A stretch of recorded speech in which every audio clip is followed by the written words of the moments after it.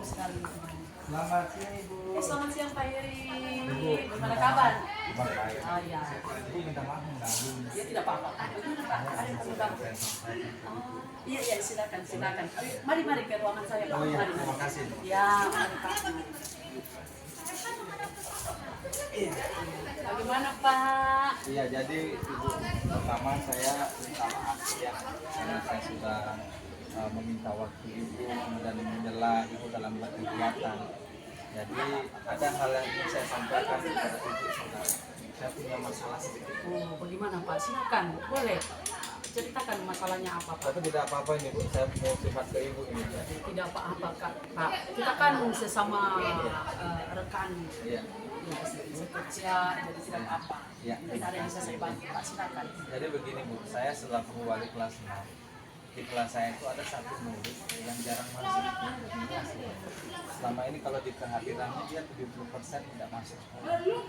Makanya ini pada momen-momen dekat ujian saya bingung kepada anak ini, gundah hati saya. Apakah dia nanti bisa mengerjakan ujian dengan baik atau tidak? Karena dia sudah jarang masuk sekolah, otomatis dia jarang belajar. Makanya saya bingung sekali sebenarnya. Oh, jadi saya paham dengan apa yang Bapak rasakan. Jadi Bapak sekarang ini lagi bingung ya karena salah satu murid Bapak itu jarang masuk sekolah. Sementara sekarang ini kan sudah dekat untuk ujian. Iya betul. Iya. Jadi apa tujuan Bapak itu menceritakan, menyampaikan itu kepada saya? Sebenarnya tujuan saya ke Ibu itu bercerita tentang keluh kesah saya. Saya ingin menemukan solusi. Apakah ada solusi alternatif agar anak ini bisa mengerjakan ujiannya nanti dengan baik di saat ujian itu. Meskipun kehadirannya boleh dibilang saya sampaikan tadi 70% tidak masuk sekolah. Seperti itu. Apa yang Bapak lakukan agar anak ini dia bisa aktif masuk ke sekolah dan bisa mengikuti pelajaran dan bisa ikut ujian? Apa tindakan apa yang Bapak sudah lakukan? Ya. Jadi saya sudah melakukan mengunjungi rumahnya beberapa hari yang lalu. Ternyata si anak ini tidak bisa masuk sekolah, masuk kelas itu karena tujuan tertentu di rumah. Ternyata di rumahnya itu dia diberikan tugas tambahan sama orang tuanya. Kebetulan si siswa ini kurang mampu, jadi sebelum berangkat sekolah itu dia harus bekerja terlebih dahulu, sehingga dia lupa juga dengan jam masuk sekolah, kemudian terlambat dia sudah enggan masuk ke sekolah. Jadi Bapak setelah apa yang Bapak sudah lakukan ini, apa solusi yang akan Bapak lakukan? Ya. Jadi yang akan saya lakukan pastinya pertama saya akan berkoordinasi dengan kepala sekolah terkait masalah saya. Kemudian saya akan melibatkan teman-temannya untuk aktif dalam membantu pembelajarannya di rumah. Itu bagus sekali Pak. Dan apa yang Bapak sudah lakukan itu berkoordinasi dengan orang tua dan juga teman-temannya. Kira-kira ada lagi Pak selain itu?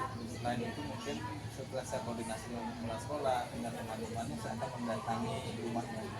Saya akan meminta persetujuan dari orang tuanya agar bisa diberikan, saya memberikan pembelajaran tambahan di rumah saya. Agar dia bisa ikut ujian nanti pada saat ujian. Bagus itu Pak, bagus. Dari apa yang sudah Bapak sampaikan ini, tindakan-tindakan yang Bapak lakukan, sudah bagus Pak, sudah bagus itu. Jadi dengan apa yang Bapak lakukan itu, saya yakin bahwa anak itu nanti akan bisa aktif dalam sekolah ya, dan dia bisa mengikuti ujian. Jadi itu sudah bagus Pak. Nah, dari apa yang Bapak sudah sampaikan tadi, tentu saja akan melibatkan orang ya tua. Bapak akan melibatkan orang tua dari pihak-pihak yang lain ya, termasuk siswa tersebut. Nah, sekarang Pak, bagaimana perasaan Bapak? Jadi terus terang Ibu, setelah saya berkomunikasi dengan Ibu, saya merasa lega. Saya merasa itu sudah sesuai dan saya sudah menemukan solusi dari permasalahan saya. Itu Ini saya terima kasih banyak ke Ibu sudah membantu saya dalam menemukan solusi dari permasalahan yang saya hadapi. Sama-sama Pak. Iya, terima kasih Pak. Ya, terima kasih. Iya.